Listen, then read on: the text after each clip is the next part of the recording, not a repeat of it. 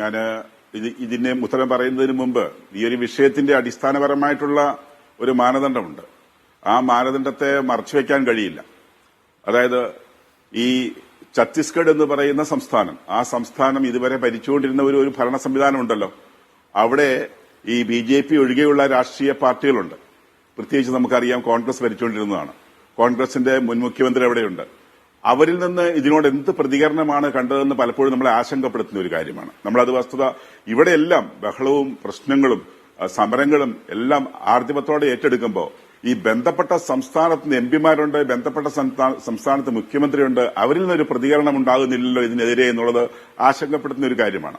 ഇനി ഹൈക്കോടതിയിലേക്കാണോ NIA കോടതി ഈ കേസ് റെഫർ ചെയ്യുക എന്നുള്ളത് കേന്ദ്രമന്ത്രി പറഞ്ഞത് സ്വാഭാവികമായിട്ട് നമുക്ക് വിശ്വാസം എടുക്കണം. ബഹുമാനപ്പെട്ട MP സൂചിപ്പിച്ചതുപോലെ NIAക്ക് തന്നെയാണ് വിടുന്നത്. കാരണം ഹൈക്കോടതിയിലേക്ക് പോകുമ്പോൾ കൂടുതൽ നൂലാമാലകൾ ഉണ്ടാകുന്നതുകൊണ്ട് വീണ്ടും കാലതാമസം ജാമ്യം കിട്ടാൻ നേരിടും, അനുഭവിക്കും എന്നുള്ളതുകൊണ്ട് നമ്മൾ NIAയിലേക്ക് വിടുന്നു എന്ന് പറയുന്നത് സ്വാഭാവികമായിട്ടും BJPയെ സംബന്ധിച്ചിടത്തോളം, കേന്ദ്ര BJPയെ സംബന്ധിച്ചിടത്തോളം തീർച്ചയായിട്ടും അതിനകത്ത് അവർക്കും ഒരു രാഷ്ട്രീയമുണ്ട്.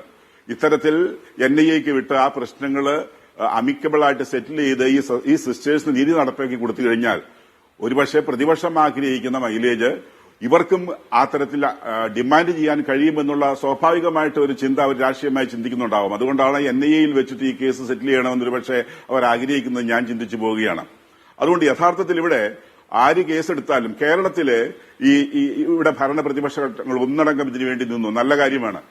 ഒന്നിച്ചു നിന്നത് നല്ല കാര്യമാണ് ഈ പ്രശ്നത്തിന് വേണ്ടി. പക്ഷേ ആ നിൽപ്പിൽ രണ്ട് വ്യത്യാസങ്ങൾ നമ്മൾ കാണുന്നുണ്ട്. ഒന്ന്, ഇവിടുത്തെ BJP ഘടകം ഈ പ്രശ്നത്തെ സോൾവ് ചെയ്യേണ്ടത് ആവശ്യമാണ്, അത് ഞങ്ങളുടെ ഭാവി പൊളിറ്റിക്സിന് ആവശ്യമാണ്, ഞങ്ങളുടെ ഭാവി പ്രവർത്തനങ്ങൾക്ക് ആവശ്യമാണെന്ന് തിരിച്ചറിഞ്ഞുകൊണ്ട് ആത്മാർത്ഥമായിട്ട് ശ്രമിച്ചത് ബഹുമാനപ്പെട്ട രാജീവ് ചന്ദ്രശേഖരന്റെ സ്റ്റേറ്റ്മെന്റിലൊക്കെ നമ്മൾ കണ്ടതാണ്.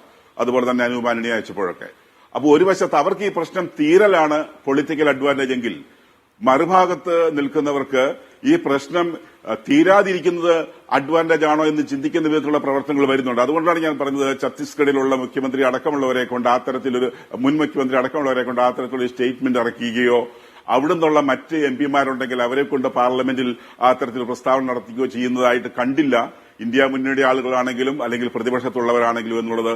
അതുകൊണ്ട് എല്ലാവരും ഒരു വിഷയമുണ്ടാകുമ്പോൾ മതസ്വാതന്ത്ര്യത്തിനോ വ്യക്തി സ്വാതന്ത്ര്യത്തിനോ മനുഷ്യാവകാശങ്ങൾക്കോ ലംഘനം സംഭവിക്കുമ്പോൾ അത് നമ്മുടെ യഥാർത്ഥ ഭരണഘടനയുടെ ആത്മാവിനെയാണ് മുറിപ്പെടുത്തുന്നത് തിരിച്ചറിഞ്ഞുകൊണ്ട് ഭരണ പ്രതിപക്ഷ കക്ഷികൾ ഒന്നിച്ചു നിന്നുകൊണ്ട് അത് ആ പ്രശ്നത്തെ പരിഹരിക്കാനുള്ള ഒരു നീക്കം നടത്തേണ്ടത് ഈ കാലഘട്ടത്തിന്റെ ആവശ്യമാണെന്ന് ഈ വിഷയം ചൂണ്ടിക്കാണിക്കുന്നുണ്ട്.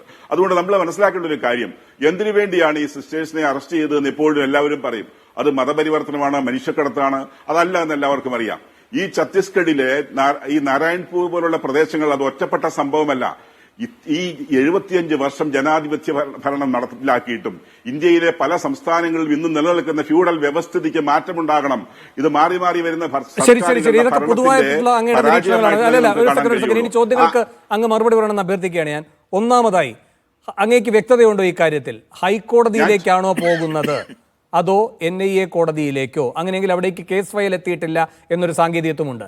ഇതേപ്പറ്റി എന്തെങ്കിലും അറിവുണ്ടോ അങ്ങേക്കെങ്കിൽ ആ കാര്യത്തിൽ അങ്ങയുടെ മറുപടി പ്രതീക്ഷിക്കുന്നു.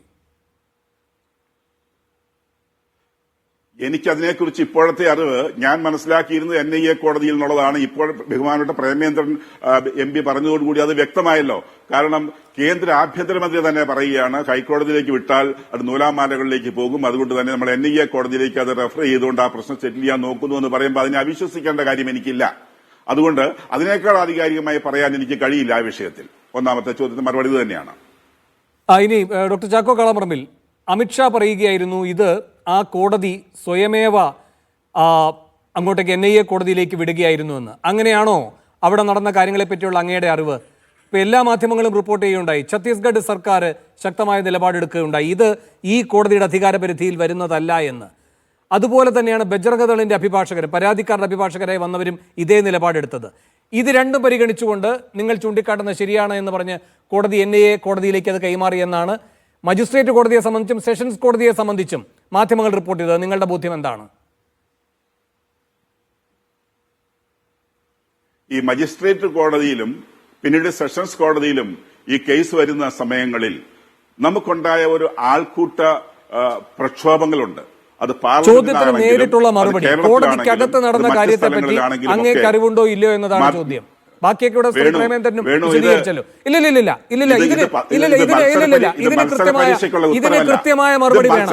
ഇതിന് കൃത്യമായ മറുപടി വേണം. ഇതിന് കൃത്യമായ മറുപടി വേണം. ഇല്ല, ആദ്യത്തെ ഭാഗമൊക്കെ അങ്ങ് ഭയങ്കര വിശദീകരിച്ചു. ഇതിന് കൃത്യമായ മറുപടി വേണം. ശ്രേൽകുമാർ ഇവിടെ ഇപ്പോ അല്ലല്ല ഇങ്ങനെ വളഞ്ഞ് മൂക്കിൽ പിടിക്കുകയാണ്. അതിനുള്ള നേരമില്ല. അങ്ങനെയൊക്കെ വരാം. ശ്രേൽകുമാർ ഇവിടെ ഈ പറയുന്ന മജിസ്ട്രേറ്റ് കോടതിയും ഈ പറയുന്ന സെഷൻസ് കോടതിയും അവിടെ സ്വമേധയാ തന്നെ ഞങ്ങൾക്ക് അധികാരമില്ല എന്ന് പറഞ്ഞുകൊണ്ട് ഇത് NIA കോടതിക്ക് വിടുകയാണോ ചെയ്തത്? അങ്ങയുടെ അറിവ് എന്താണ്? ഞാൻ വിനയപൂർവ്വം മനസ്സിലാക്കുന്നത് ഡോക്ടർ ചാക്കോയ്ക്ക് അതിനെപ്പറ്റി അറിയില്ല എന്നാണ്. അതുകൊണ്ടാണ് അദ്ദേഹം വളഞ്ഞ് സംസാരിക്കുന്നതെന്നാണ്. ശ്രേൽകുമാർ.